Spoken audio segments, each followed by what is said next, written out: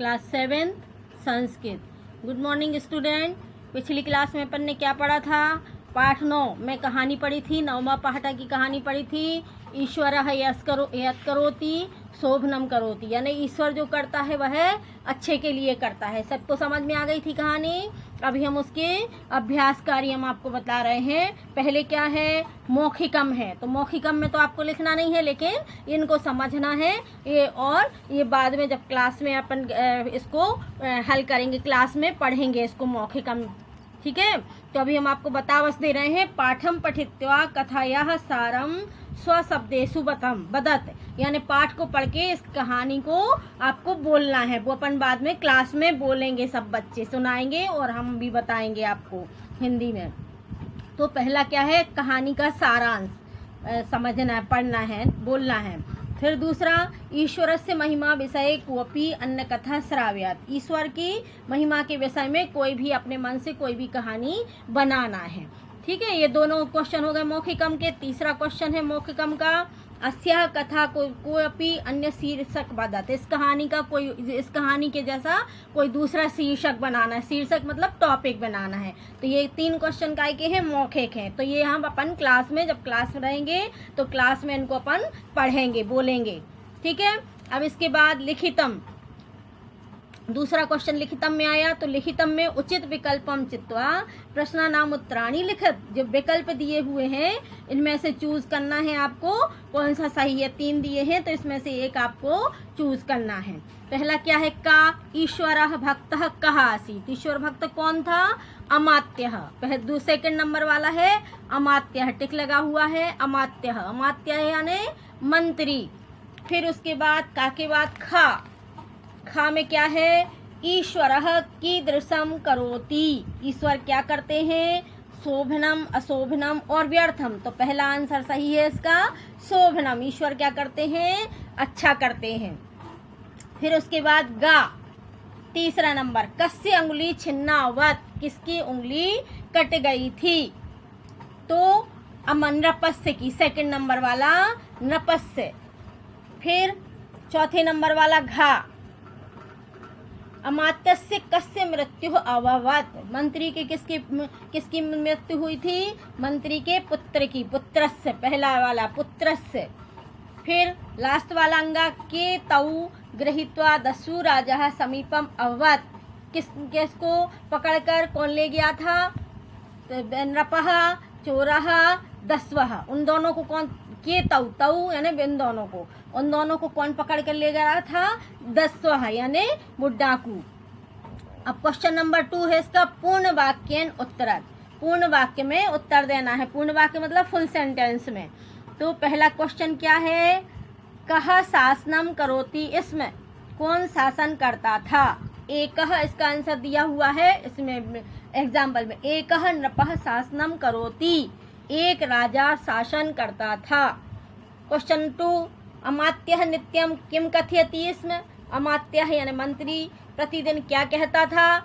ईश्वरः यत् करोति शोभनमेव करोति, ईश्वर जो करता है वह अच्छे के लिए ही करता है।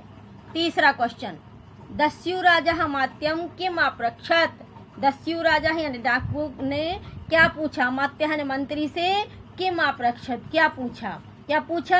अस्ति तव पुत्रः, तुम्हारा पुत्र है घा। ये आपको बहुत बड़े बड़े आंसर में हम नहीं दे रहे हैं, छोटे छोटे आंसर दे रहे हैं ताकि आपको जल्दी याद हो जाए। घा, दस्यु राजा भृत्यान किम अकथयत्, दस्यु राजा ने अपने सेवकों से क्या कहा? क्या कहा अपने सेवकों से?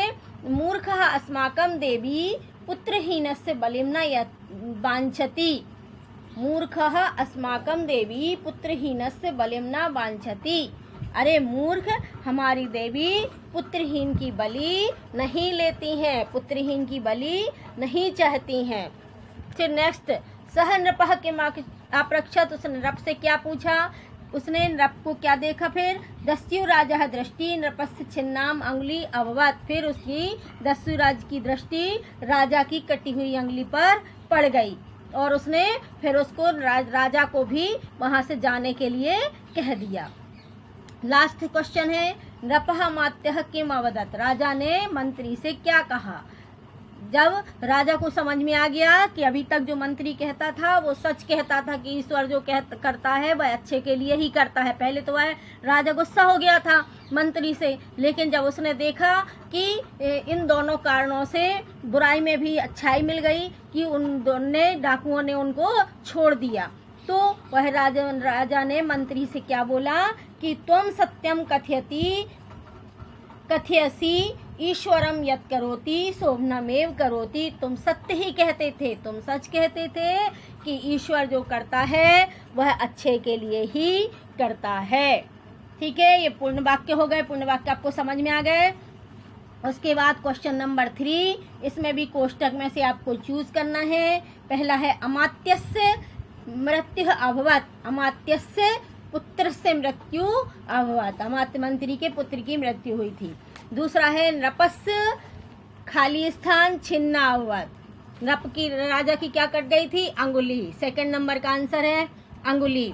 तीसरे में फिर ईश्वरः यत् करोति शोभनम एव करोति, ईश्वर जो करता है वह अच्छे के लिए ही करता है। चौथा नपः अमात्यः च आखेटाय वनम आगच्छतम, राजा और मंत्री को कहाँ ले गए थे? वन में ले गए थे। आखेटाय यानी शिकार खेलने के लिए ले गए थे।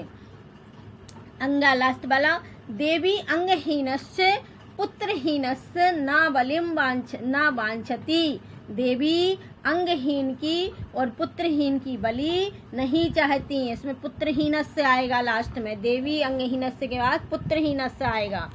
फिर इसके बाद क्वेश्चन नंबर 4, रंजितात पदान प्रश्न आधत्त प्रश्न निर्माणम कुरुत, इसके प्रश्न बनाना है। आंसर दिया हुआ है, क्या करना है? प्रश्न बनाना है। आप लोग जानते हैं ना कैसे बनाना है, आपने 6th क्लास में हमने आपको बताए थे। फिर का नृपः सचिवेन सह आखेटाय आगच्छत, राजा मंत्री के साथ वन में गया था। केन नृपः सचिवेन केन सह यानी किसके साथ? आखेटाय आगच्छत, केन आएगा, सचिवेन की जगह केन आएगा और आपको पूरा सेंटेंस लिखना है। फिर अमात्यस्य पुत्रस्य मृत्यु अभवत, अमात्य मंत्री के पुत्र की मृत्यु हो गई थी। किसकी मृत्यु हो गई थी? तो अमात्यस्य पुत्रस्य, तो पुत्रस्य की जगह क्या हो जाएगा? कस्य, यानी किसकी मृत्यु हुई थी? मंत्री की किसकी मृत्यु हुई थी? पुत्र की मृत्यु हुई थी। तो अमात्यस्य पुत्रस्य मृत्यु अभवत, अमात्यस्य कस्य मृत्यु अभवत, ये आ जाएगा। इसके 3 और आगे हैं क्वेश्चन नंबर 4 के। अभी हम इतने क्वेश्चन नंबर 4 तक दे रहे हैं, 5वां 6वां और 7वां नेक्स्ट क्लास में देंगे।